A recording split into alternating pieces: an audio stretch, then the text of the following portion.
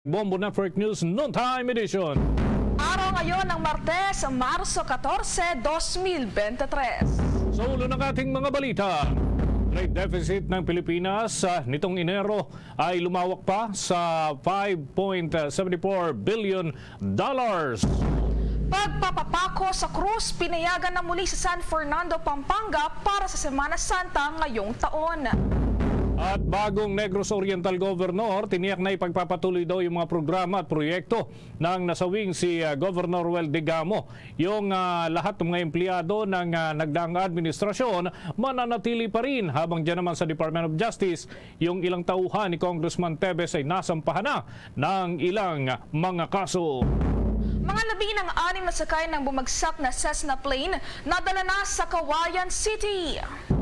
At paglubog ng MT Princess Empress, maaaring maging liable din sa ilang international convention.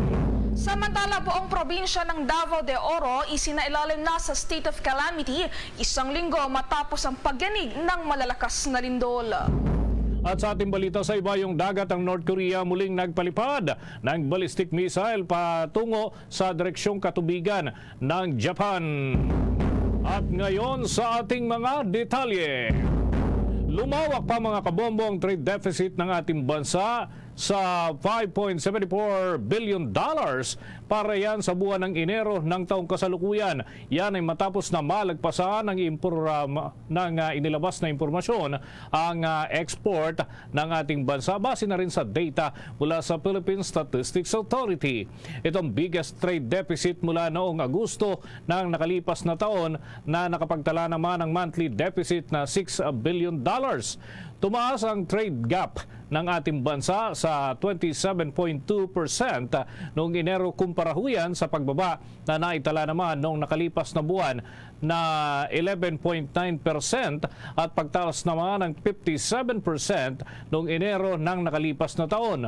Bunsod nito, pumalo ang external trade noong Enero sa $16 billion at bumaba ng 2.4% huyan.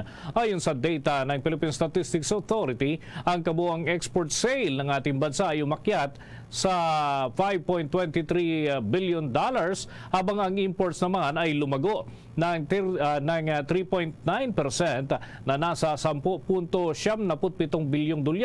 Ang pangunahing export partners ng ating bansa ay ang Japan, Amerika, China, Hong Kong, Singapore, Thailand, Korea at Germany, pati ng the Netherlands at Taiwan, habang ang mga imports naman ng bansa ay pangunahing nanggagaling ho sa China, Indonesia, Japan, Korea at Estados Unidos, pati na sa Singapore, Thailand, Malaysia, Taiwan at Vietnam.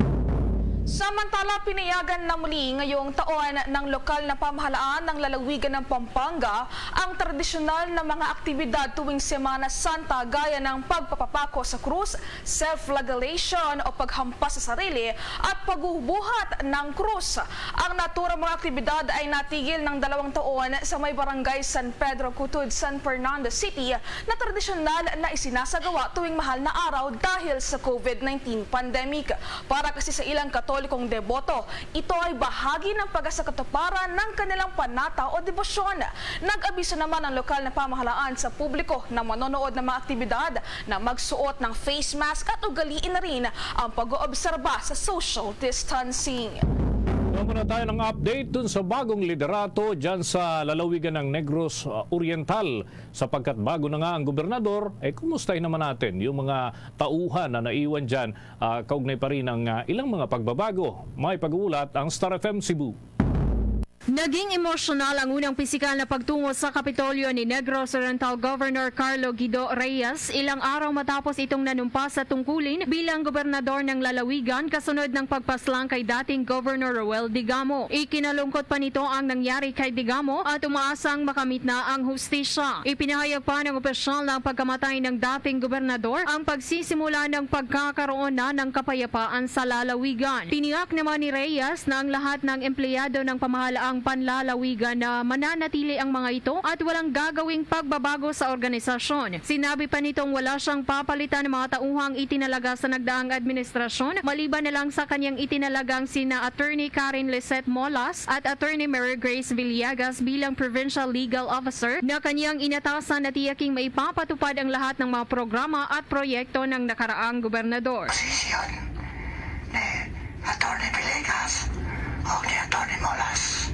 Maliban dito, ipinangako din ng bagong gobernador ng Negros na ipagpapatuloy niya ang mga programa at proyekto ni Digamo. Tiniyak din ng opisyal ng kalidad ng kanyang serbisyo na ipatutupad hindi lang sa isang bayan o lungsod, kundi sa buong lalawigan ng Negros Oriental. Mula dito sa lungsod ng Cebu, Star DJ Sophie Ember nag-uulat para sa number 1 and most trusted radio network in the country, Bombo Radio Philippines. Basta Radyo, Bombo!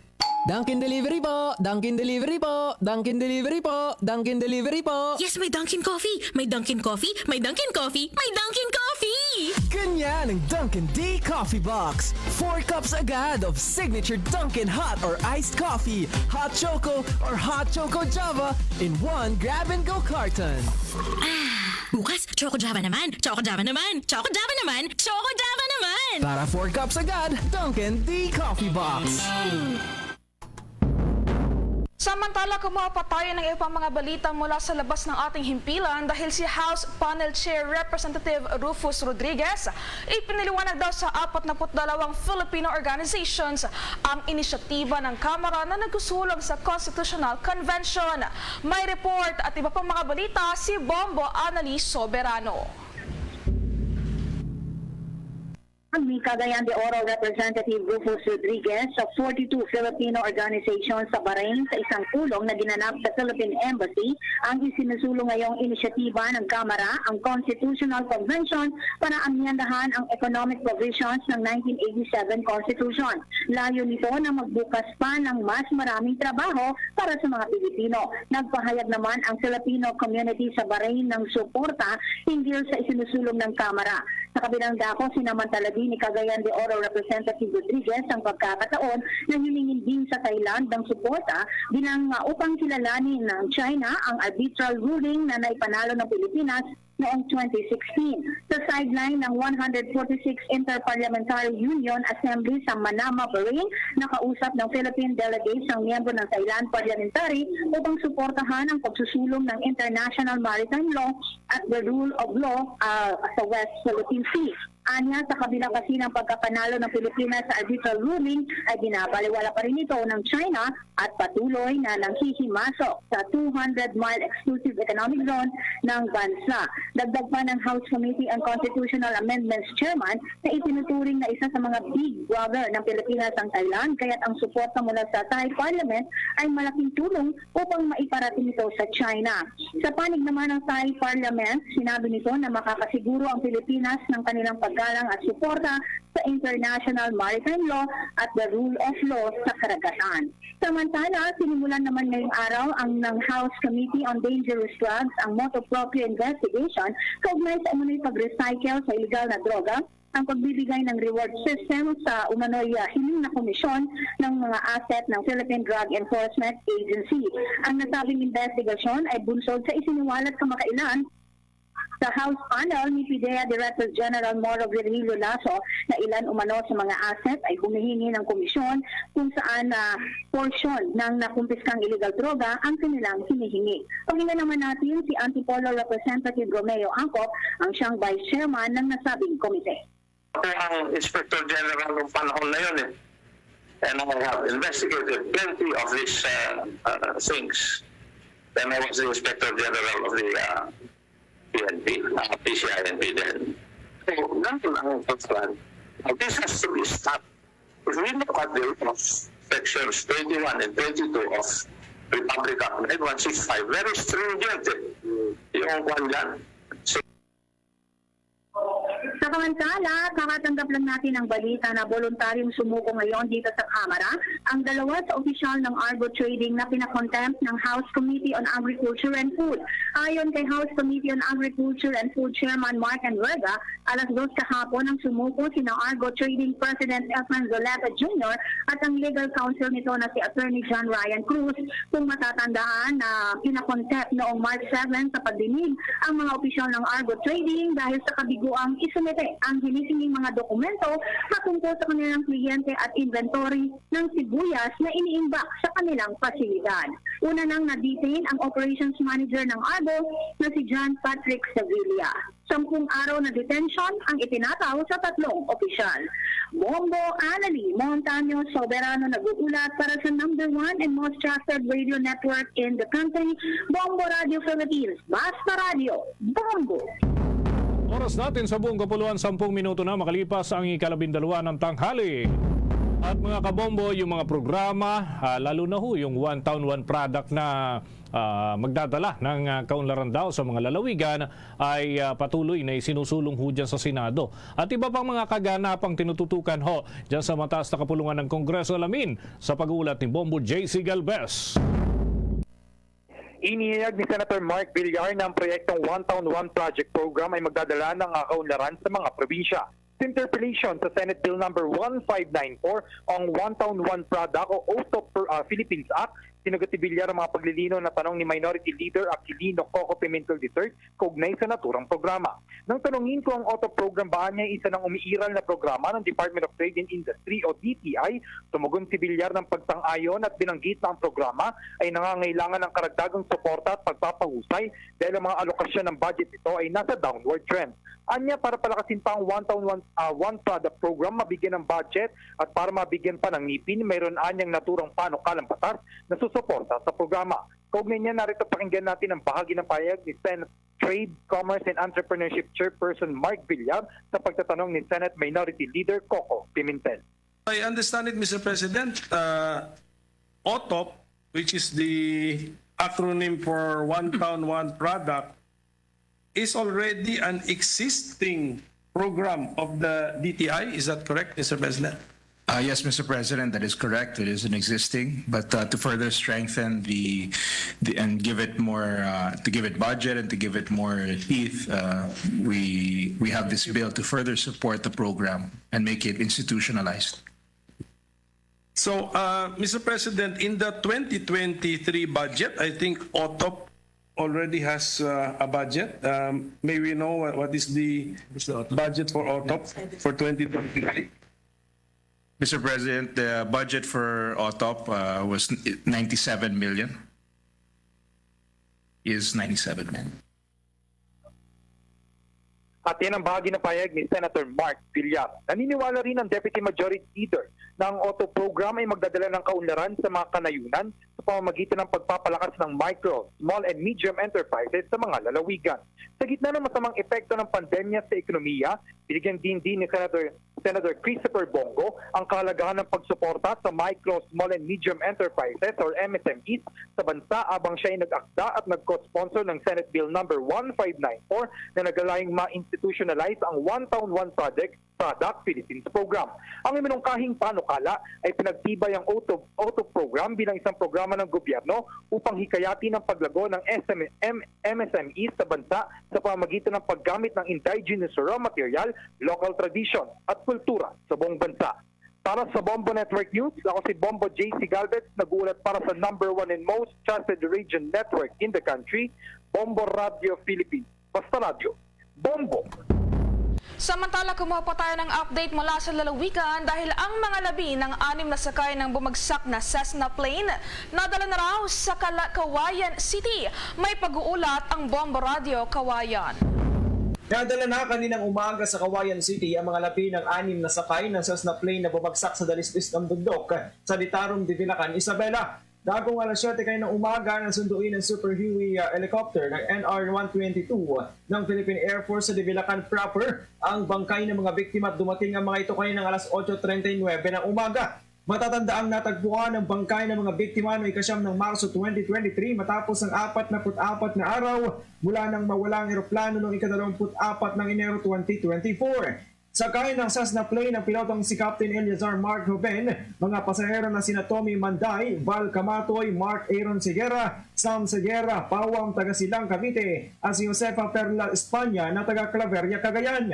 Ipinakita muna sa kanilang pamilya ang kanilang mga labi upang makilala ang mga ito bago isinailalim sa otopsiya. Binalagay ang mga ito sa sealed metal casket bago iuwi ng kanilang mga pamilya. Samantala sa naging panayam ng Bombo Radio Kawayan, sinabi ni Attorney Gilbert Bautista, abogado ng HML Construction Company, na hindi pumayag ang pamilya ng 5 pasahero na isailalim sa cremation ng kanilang bangkay kundi ang pamilya lamang ng piloto na si Captain Joven na taga Muñoz Nueva Ecija. Ang 14 na magkakamag-anak ay uuwi sa Cavite habang si Espanya naman ay sa Claveria, Cagayan. Sinabi pa ni Attorney Bautista na sasagutin ng kumpanya ang mga gastusin sa pag-uwi sa labi ng mga biktima sa kanilang mga lugar. Plan namin is that according sa family ni Esplana, pag naiayos siya dyan, sila lahat, lalagay sa metal casket, then isa travel. Yung kay remains ni Mrs. Esplana, Espanya, dadalhin sa Claveria, Cagayan para paglamayan ng 7 days. Yung kila Camatoy at Figuera, Manaday, dadalhin naman sa Silang para ipaglamayan din doon for several days para ibig lang. Yung kay Captain Joven, yung sa piloto, ibibigyan siya ng kasi kakandak ng autopsy after ka-up. After ka-up, i-cremate siya, then dadalhin ng asawa pa with siya. Nangulat mula rito sa Bombo Radio Kawayan para sa Bombo Network News. Ako si Bombo Jason Felino nag-uulat para sa number 1 and most trusted radio network in the country, Bombo Radio Philippines. Basta radyo, Bombo! Oras natin sa buong kapuluan, 16 na minuto na makalipas ang 12:00 ng tanghali.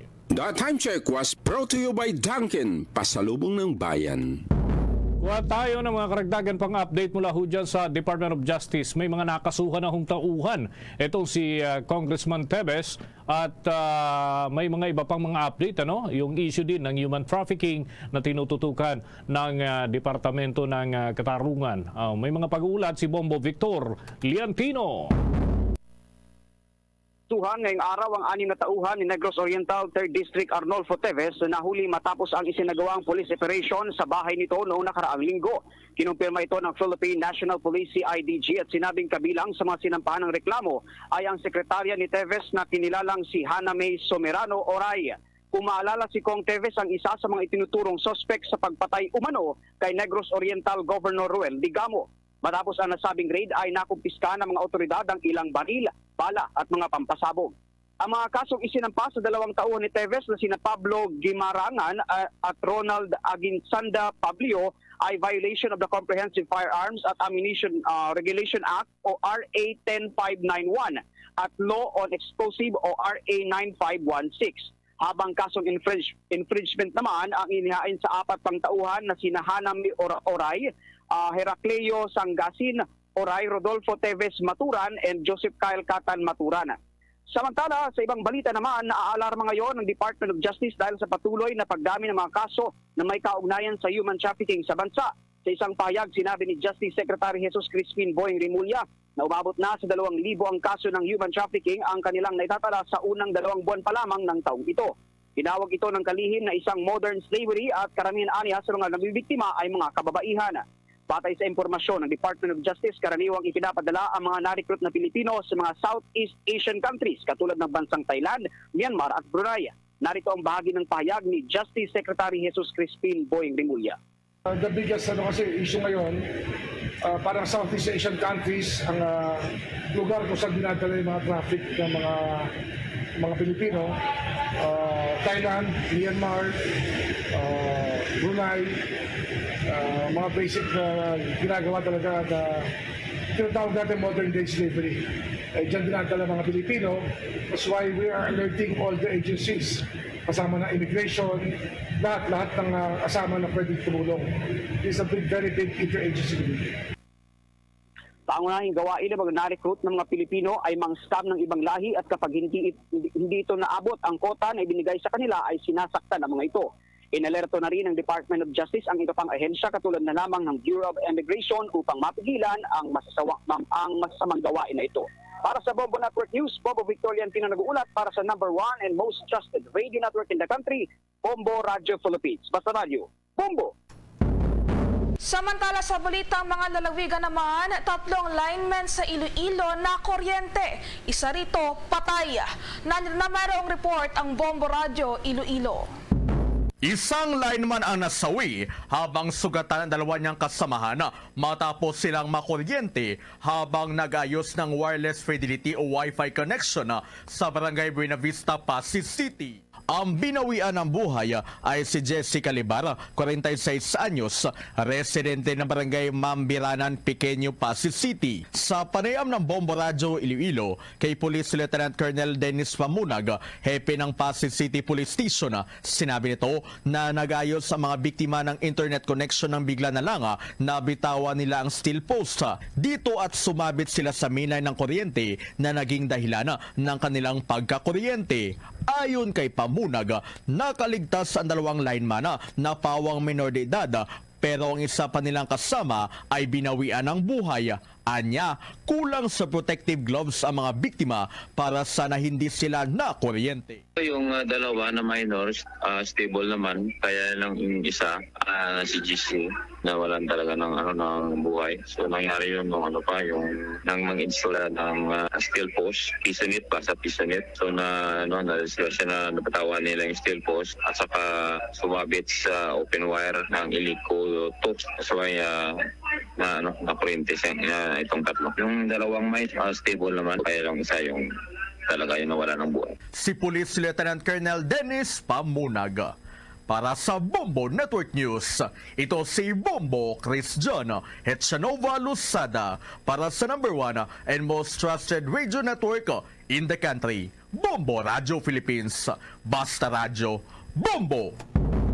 Buong probinsya naman ng Davao de Oro isinailalim na sa state of calamity isang linggo huyan matapos ang mga naitalang malalakas na pagyanig. May pag-ulat ang Bombo Radio Davao. Isinailalim na sa state of calamity ang buong probinsya ng Davao de Oro. Isang linggo matapos nangyari ang 2 magkakasunod na lindol noong Marso 7 ngayong taon. Ito ay dahil sa Resolution Number 0556-2023 na isinumite noong Marso 11 at formal nang inaprubahan ng Sangguniang Panlalawigan kung saan ipinanawagan ngayon ang tulong mula sa iba't ibang ahensya ng gobyerno upang matugunan ang iba pang pangangailangan ng mga apektadong residente. Ayon sa Republic Act 10121 o Philippine Disaster Risk Reduction and Management Act of 2010, aabot sa 30% ng Local Disaster Risk Reduction Management Fund ng probinsya ang magagamit bilang Quick Response Fund upang maisakatuparan ang mga recovery programs bilang tulong sa mga nasalanta ng naturang sakuna. Sa kabilang banda, naitayo na rin ng Philippine Institute of Volcanology and Seismology Department of Science and Technology (PHIVOLCS DOST) ang kanilang seismograph device malapit sa Lake Leonard Nayasef sa Barangay New Leyte, Maco, Davao de Oro. Ang naturang aparato ay may kakayahang makapagtala ng mga up-to-date activities malapit sa lawa. Iyon ay upang matutukan ang hinihinalaang seismic activities sa naturang lawa. Matatatandaan na nag-deploy na ng 2 teams ang PHIVOLCS upang matutukan ang pinsala sa mga earthquake-affected areas ng probinsya maging ang hinihinalaang volcanic activity ng Mount Leonard Nayasef. Sa ngayon, meron tayong mga experts from PHIVOLCS, mga volcanologists, seismologists, who are conducting assessment and investigation sa Mount Leonard. At hindi lang Mount Leonard, pati mga faults din na nag-move last March 7. So, andun sila ngayon. Hopefully, matatapos sila today or tomorrow. At bukas, we're inviting them mag-present sa RDRNC. At yan ang pahayag ni Liza Mazo, Regional Director, Office of the Civil Defense 11. Ayon sa Provincial Risk Reduction Management Council, umabot na sa 229,647 na mga pamilya at nasa 194,057 na mga kabahayan sa buong probinsya ang naitalang apektado matapos manalasa ang magnitude 5.9 na lindol. At yan ang ulat mula sa himpilan ng Bombo Radio Davao. Para sa Bombo Network News, Bombo K. Marigulye. Para sa Bansang Radyo ng Pilipinas, Box at most trusted radio network in the country. Bombo Radio Philippines, Basta Radio. Bombo! Mga militanteng mambabatas ipinagtanggol ang timing ng hiling ng karagdagan na 750 pesos na sahod. May pag-uulat at detalye pa dyan ang Bombo Radio Legazpi. Inaasahang matatalakay ng House of Representatives ang isinusulong na House Bill 7568 o ang pagbibigay ng karagdagang 750 pesos na sahod sa mga nasa pribadong sektor. Maalalang isinumiti ang panukala ni Gabriela Women's Party List Representative Arlene Brasas, ACT Teachers Representative Franz Castro at Kabataan Representative Raul Manuel. Sa panayam ng Bombo Radio Legazpi kay Representative Castro, sinabi nito na napapanahon lamang naturang panukala dahil sa patuloy na pagtaas ng presyo ng pangunahing mga bilihin kasabay ng mataas na inflation.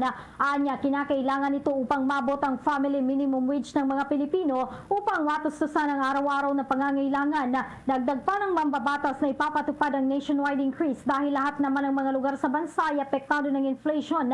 Umaasa naman si Castro na pag-aaralang mabuti ang kanilang panukala dahil labis na anyang nahihirapan ang mga manggagawa sa kasalukuyang sitwasyon ng bansa. Samantala sa ilalim ng panukala ang mga micro and small enterprises na hindi kayang magpatupad ng naturang wage increase ay maaaring mag-apply para sa wage subsidies.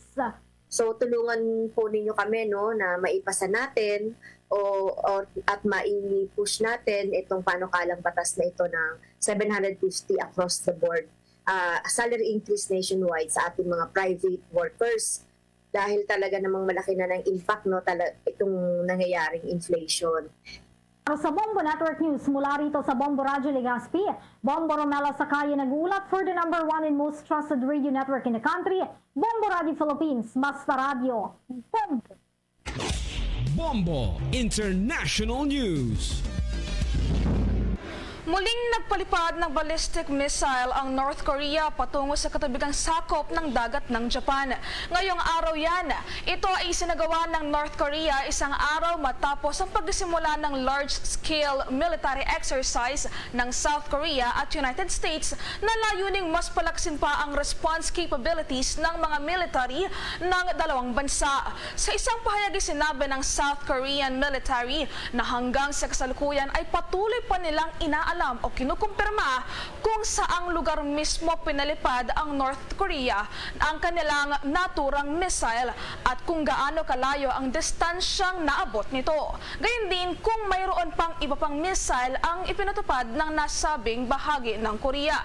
Samantala, kaugnay nito ay sinabi naman ni Japanese Prime Minister Fumio Kishida na hanggang sa ngayon ay wala pa naman siyang natatanggap na anumang ulat na pinsalang dinamo ng Japan hinggil sa naturang hakbang. Kung maalala nitong nakaraang Webes ay nagpaputok din ang North Korea ng isang short-range ballistic missile mula sa western city ng Nampo patungo sa Yellow Sea, habang nitong linggo naman ay isang submarine-launched strategic cruise missile naman ang kanilang pinaputok sa may eastern coast ng nasabing bansa. Sa ating entertainment balita o sa iba pang mga balita, economic crisis sa Lebanon nagre-resulta na ng talamak na nakawan. Ilang mga gutom na residente ay pinipili na lang magpakamatay. May mga report ang Star FM Bacolod.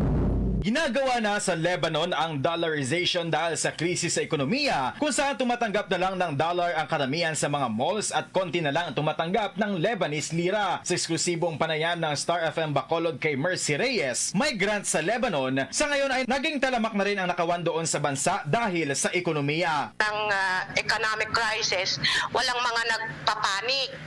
Kumbaga, na-afford din nila ang gumastos, pero kasi nga maraming nagbibigay ng mga organisasyon ng lower price pa din. Ganon, ba sa bigas, kasi ang pagkain naman nila hindi naman palaging bigas kaya wala silang problema, hindi kagaya sa atin na talagang 3 times a day bigas. Dito hindi, yung mga mga gulay, karne, foreign worker, yan ang nakakapagpahirap sa Lebanon. Ang mga, lalo na yung number 1 Syria people. Kaya nauso ang mga nakawan dito kasi ang mga nagnanakaw, mga Syria. Sa ngayon ay patuloy pa rin na naghihirap ang bansa dahil sa mga krisis na tumama dito mula ng COVID-19 pandemic, deadly port explosion ng taong 2020, pagsakop ng Russia sa Ukraine at nakaraang lindol sa Turkey, Syria at Lebanon kung saan ang bansa ay nagprinta ng maraming pera na naging rason sa pagbaba ng value nito at pagtaas naman ng inflation. At yan ang balita mula dito sa 95.9 Star FM Bacolod para sa Bombo Network News. Star DJ Asher nagulat para sa number 1 and most trusted radio network in the country, Bombo Radio Philippines. Basta Radio Bombo. Bombo Entertainment News.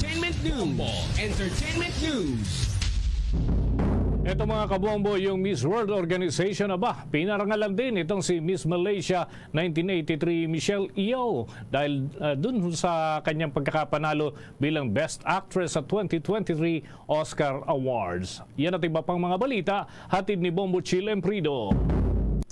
Yes, mga kabombo at ka-Star Nation, pinarangalan ng longest-running beauty pageant na Miss World Organization si Miss Malaysia 1983 na si Michelle Yeoh. Kasunod ng pagkapanalo nito ng Best Actress sa 2023 Oscar Awards na ginanap sa Los Angeles. Si Michelle Yeoh na nanalo ng Best Actress sa Oscar na gumawa rin ng kasaysayan bilang unang babaeng may lahing Asyano at unang Malaysian performer na pinuri dahil sa mahusay na pagganap sa sci-fi comedy film na Everything Everywhere All at Once na humakot rin ng maraming awards. Samantala sa buong kasaysayan ng Miss World, si Michelle ang pangalawang beauty queen na nanalong Best Actress sa Oscars. Matatandaan na ang una ay si Halle Berry na Miss World USA noong 1986 na nanalo ng Oscar na Best Actress sa pagganap sa Masters Ball noong 2001. At yan muna ang latest update mga kabombo ka-Star Nation para sa entertainment news. Ito si Bombo Chill Emprido nag-uulat para sa number 1 and most trusted radio network in the country. Bombo Radio Philippines, Basta Radio. Bombo! At mga kabombo, mga ka-Star Nation, yan ang kalipunan ng ating mga balita para sa pantanghaling edisyon ng Bombo Network News. Mula sa Bombo News Center para sa number 1 and most trusted radio network in the country, Bombo Radio Philippines, Basta Radio. Bombo!